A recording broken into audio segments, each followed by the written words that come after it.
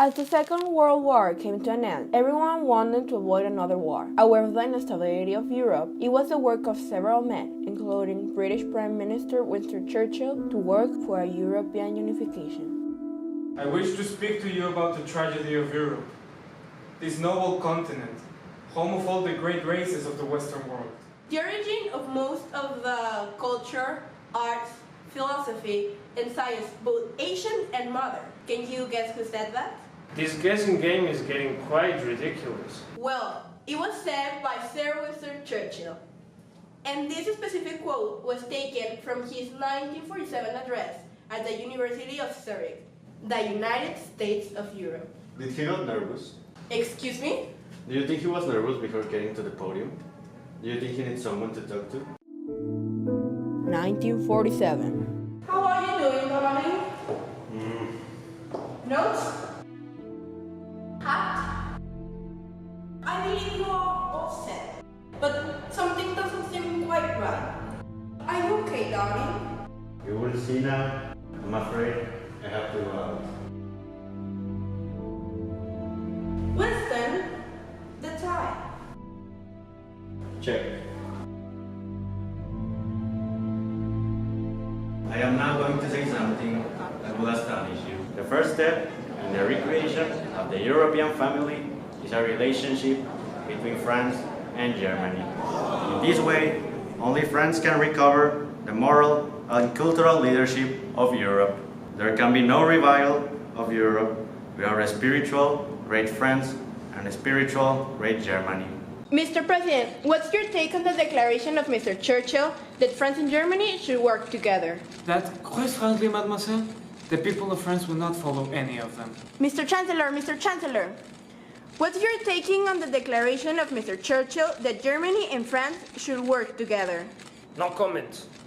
What you said was really not of their liking. I didn't mean it to be. Give them time. Do you really think we can have that? Do you think we can have a united Europe? I also find it hard to believe myself, but I also find hard to win the war. And yet, here we are. You mentioned time. How much? 2018. How much? If politicians have time, it's taking too much time. But eventually, something in Rome happened 10 years later. What happened, Winston? It is more about what's going to happen. You still want me to sign that treaty, don't you? You're not the only one I'm trying to convince. He's also involved in this. What is the French doing here? Believe me, if I knew you'd be coming here, I wouldn't be here. We all know it's not a lie. Only Walter is unaware of your plan. What caliber is it?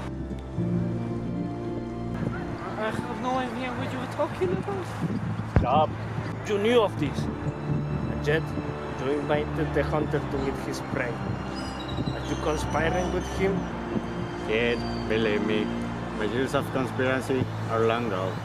This is the best time for you to don't get shot. We both know that. Cut it. A French trying to kill a German is as old as our royal family.